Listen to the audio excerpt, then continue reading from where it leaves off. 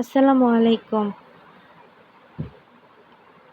সকলে কেমন আছেন? আশা করি সকলে ভালো আছেন। আল্লাহর রহমতে আমিও ভালো আছি। তো বেশ কিছুদিন যাবৎ কোনো ভিডিও দিতে পারিনি।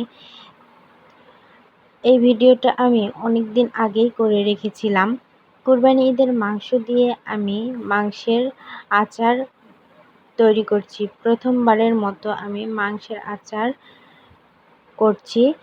তো ভাবলাম আপনাদের সঙ্গে এই রেসিপিটি শেয়ার করি। তো এখানে আমি আধা কেজি পরিমাণে মাংস নিয়েছি, গরুর মাংস। আর এগুলো কিন্তু কুরবানির মাংস। তো ছোট ছোট পিস করে আমি মাংসগুলো কেটে নিয়ে পরিষ্কার করে ধুয়ে এর মধ্যে আদা বাটা, রসুন বাটা, জিরে বাটা এবং লবণ, হলুদের গুঁড়ো, মরিচের গুঁড়ো, সব রকমের মশলা দিয়ে দিচ্ছি। আর সাথে দিয়ে দিচ্ছি গুঁড়া মশলা, গরম মশলার গুঁড়া, প্যাকেট মশলাটা। এই সব কিছু দিয়ে আমি ভালো করে মেখে নিব মাংসটা। আর আমি এখানে সরিষার তেল ব্যবহার করলাম। তো মাংসগুলো আমি সুন্দর করে মেখে নিয়ে এখন মাংসগুলো সেদ্ধ করে নিব।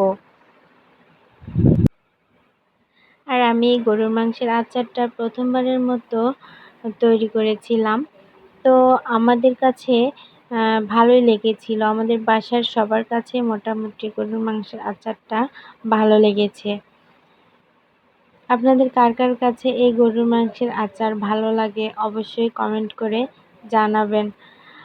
আর প্রথমবারের মতো করেছি আমি এই গরুর মাংসের আচারটা, জানি না কেমন হয়েছে, আপনাদের কাছে কেমন লেগেছে। আমার কাছে ভালোই লেগেছিল। এখন আমি মাংসগুলো ভালো করে সেদ্ধ করে নিব। অল্প অল্প করে পানি দিয়ে মাংসগুলো সেদ্ধ করে নিব।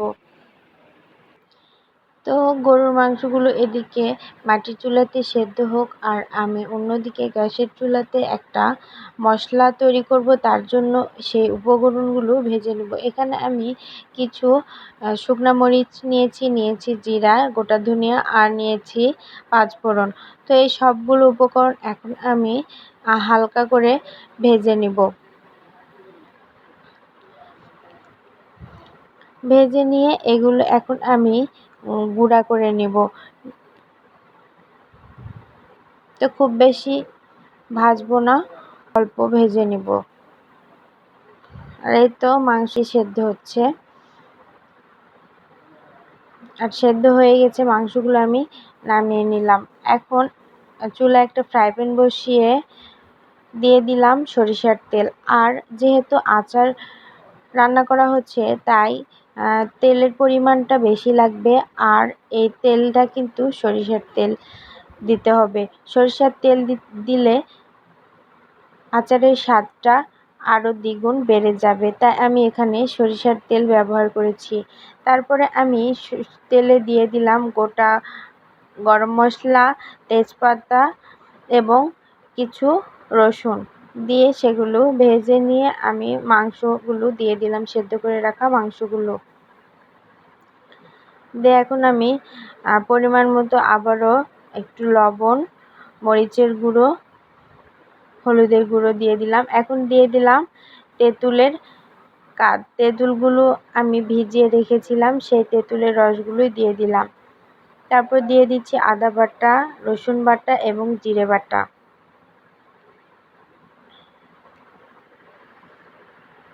এগুলো দিয়ে এখন অল্প আছে এই মাংসগুলো ভেজে নিতে হবে। আর অল্প আছে ভেজেই এই আচারটা তৈরি করতে হবে। তারপরে আমি যেই মশলাটা তৈরি করে নিয়েছিলাম সেই মশলাটা দিয়ে দিলাম।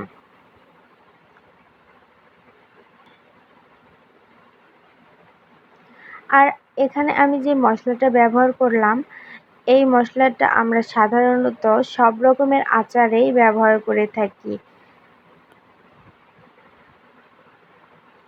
তো তারপরে ফাইনালি আমার আচার রান্নাটা কমপ্লিট। আর এইটা হচ্ছে আচারের ফাইনাল লুক। তো কেমন হয়েছে অবশ্যই আপনারা কমেন্ট করে জানাবেন।